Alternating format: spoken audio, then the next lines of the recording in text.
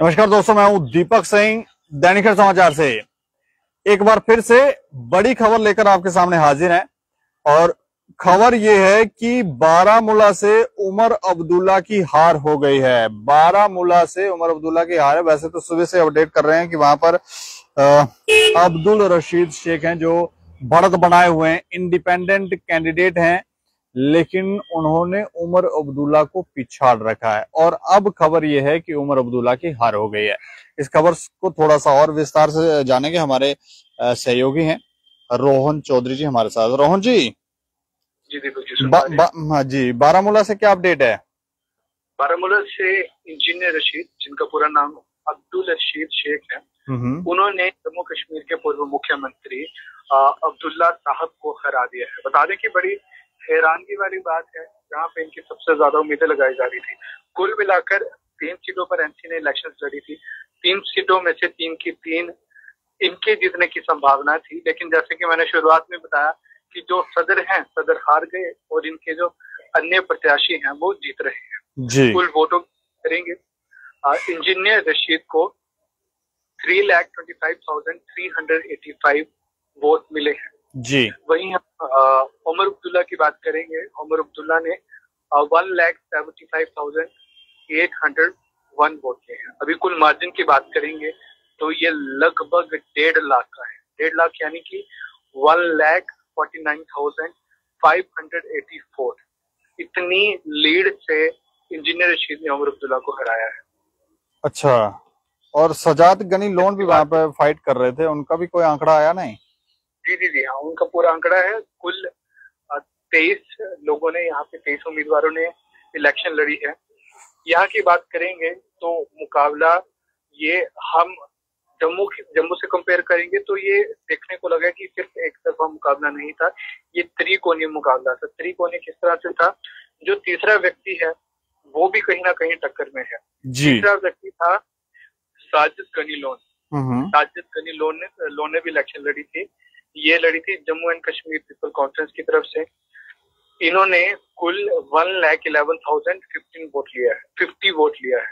अच्छा, 1 लाख से ज्यादा वोट ये ले गए हैं?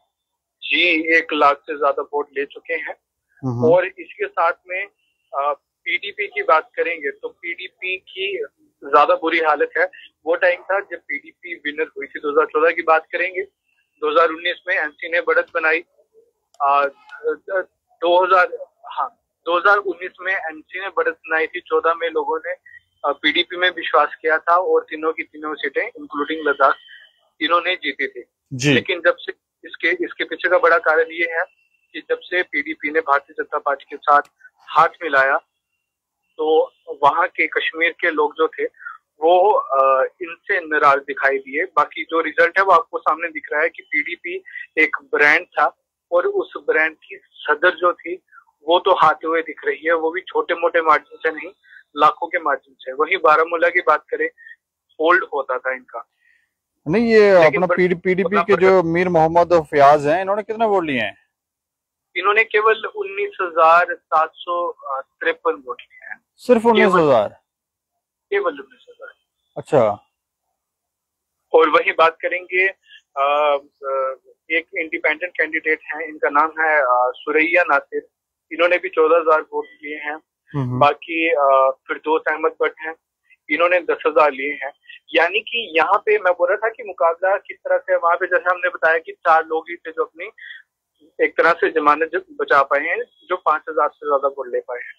इसके सिवाय हम बारामूला की बात करेंगे तो यहाँ पे कुल मैं आपको बताता हूँ कि लगभग 7-8 लोग हैं जिन्होंने अपनी जमानत बचा ली, यानी कि 5,000 से ऊपर है।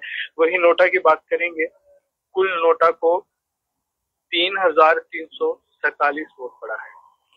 मतलब ये भी आंकड़ा कम नहीं है। 3,000 से ज्यादा लोग जो हैं वो पसंद ही नहीं कर रहे हैं किसी कैंडिडेट को। एग्जैक्टली। और इससे बड़े चौंका देने वाले आंकड़े आपको अनंतनाग सीट से देखने को मिलेंगे। अच्छा। उसके बारे में भी हम जल्दी अपडेट देंगे आपको। क्या लग रहा है वहां पे कौन जीतने वाला है? दीपक जी, अभी मैं इसके बारे में अपडेट दूंगा। वहां पे मियां अल्ताफ की संभावना लग रही है। और बता दें कि अभी इसी समय हम आपको जो भी अपडेट होगी वो हम स्टेट समाचार के माध्यम से साझा करते रहेंगे। चलिए, शुक्रिया हमें जानकारी देने के लिए। तो ये देखें, इंजीनियर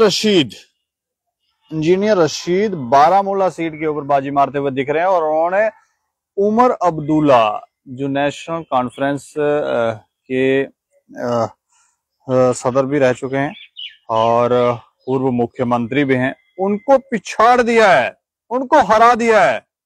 इस खबर के ऊपर आप प्रतिक्रिया रखें और देख रहे हैं दैनिक समाचार। मुझे और मेरे सहयोगी अरुण कुमार को दें इजाजत। नमस्कार।